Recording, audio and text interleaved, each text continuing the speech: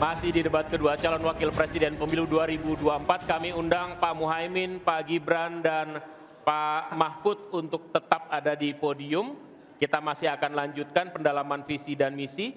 Pak, silakan maju. Kembali, Pak Muhaimin, Pak Mahfud, Pak Gibran, dan Pak Mahfud untuk kembali kita masih dalam podium.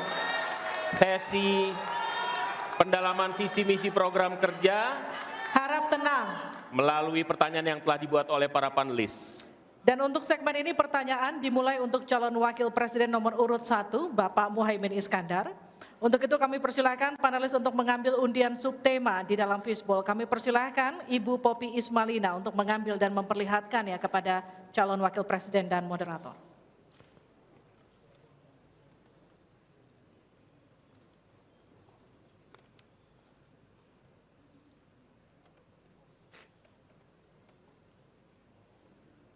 Silakan diperlihatkan. Oke. Perkotaan. Baik, selanjutnya Ibu Retno Agustina Eka Putri untuk mengundi huruf A, B, atau C.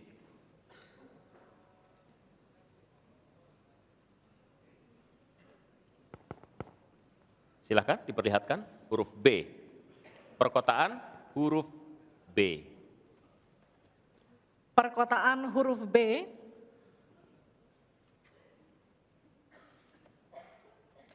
Kita akan buka amplop pertanyaan yang masih disegel. Dan kami kembali ingatkan kepada para calon wakil presiden untuk mendengarkan dengan seksama, karena kami hanya akan membacakan pertanyaan satu kali. Pertanyaan untuk calon wakil presiden nomor urut 1, Bapak Muhaimin Iskandar. Dengan subtema perkotaan.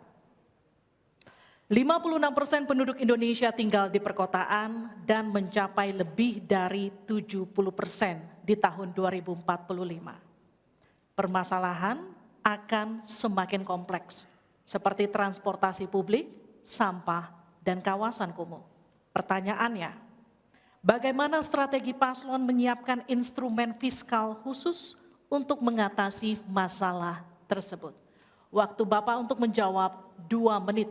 Kita mulai ketika Bapak mulai berbicara. Silakan. Terima kasih.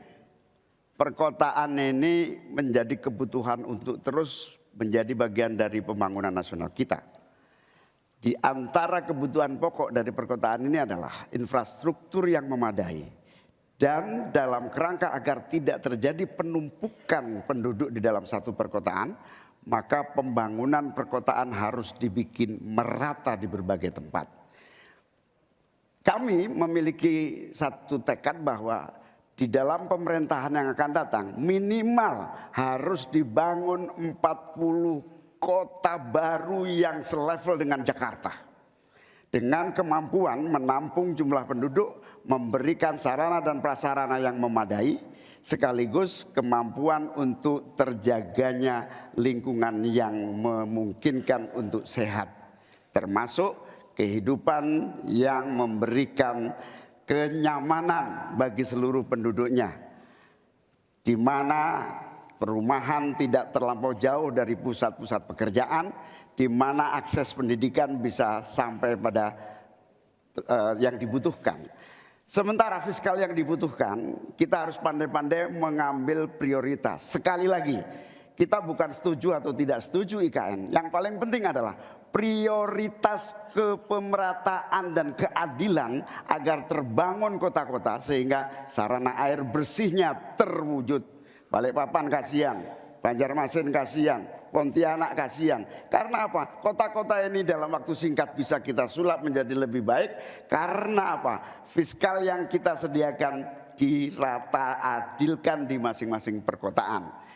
Terakhir, bahwa perkotaan membutuhkan pendanaan, kita harus libatkan investasi swasta yang kita beri kepercayaan lebih baik lagi. Terima kasih. Saya berikan kesempatan kepada Pak Gibran, Cawapres nomor 2 untuk menanggapi. Waktu Anda 1 menit, silakan. Gus Muhaimin ini agak aneh ya. Pengen bangun kota selevel Jakarta tapi nggak setuju sama IKN. Tapi ya monggo lah ya, nggak apa-apa. Yang jelas untuk permasalahan perkotaan kita harus menggarap transportasi umumnya. Kita pastikan transportasi umum ini aman, nyaman, terutama bagi kaum disabilitas, lansia, dan anak-anak. Lalu kita pastikan transportasi umum ini ada digitalisasinya. Sekarang kan sudah ada teman bus. Nah, ini harus kita replikasi di beberapa kota juga. Lalu untuk mungkin di level-level kota kecil, kita pakai skema buy and the service, sehingga masyarakat bisa mencoba menggunakan transportasi umum secara gratis. Lalu untuk masalah kumuh, nah ini perlu kolaborasi BSPS dari Kementerian PUPR, RTLH dari Pemda, dan juga CSR dari swasta. Terima kasih.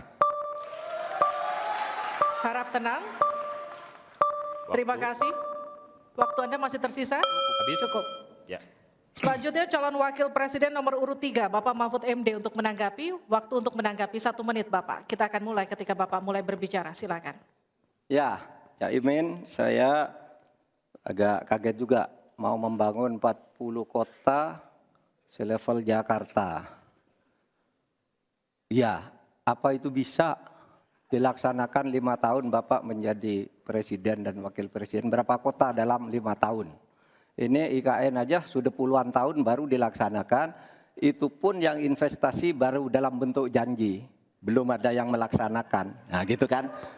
Lalu saudara 40, luar biasa menurut saya, 40 kota selevel Jakarta yang sudah metropolitan seperti itu.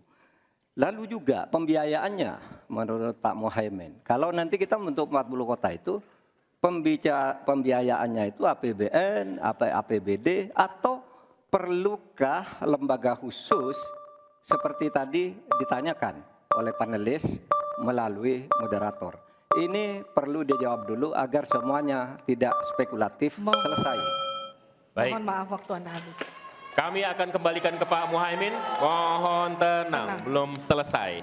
Pak Muhaimin, waktu Anda untuk menanggapi atas tanggapan dari Pak Gibran dan Pak Mahfud. Waktu Anda silakan. Ya, yang saya sampaikan seperti Jakarta itu memiliki standar upaya sampai menuju Jakarta. Di mana tentu kota-kota yang potensial cukup disentuh dengan beberapa anggaran yang menumbuh kembangkan. Misalnya Pontianak. 1 tahun cuma 1 triliun. Bagaimana kalau 1 tahun kita bisa investasikan pengembangan kota hingga 3 triliun, 5 triliun.